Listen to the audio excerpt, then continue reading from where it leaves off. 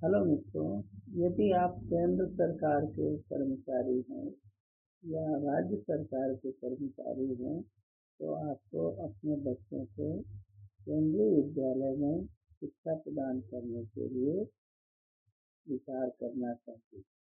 आइए जानते हैं केंद्रीय विद्यालय के बारे में।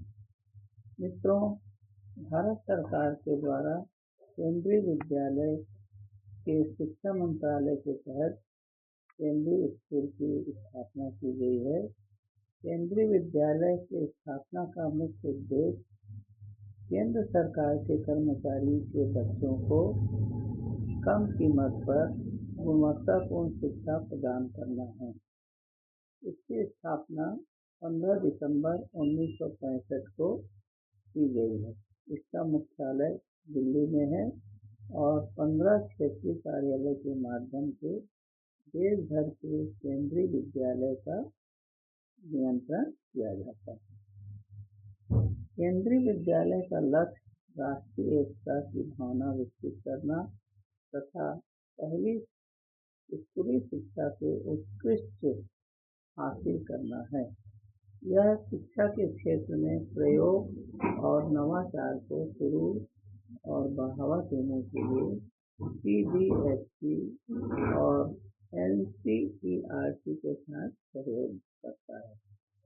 केंद्रीय विद्यालय की भारत में वर्तमान में 1257 विद्यालय संचालित हैं तथा विदेश में 3 विद्यालय कार्यरत हैं।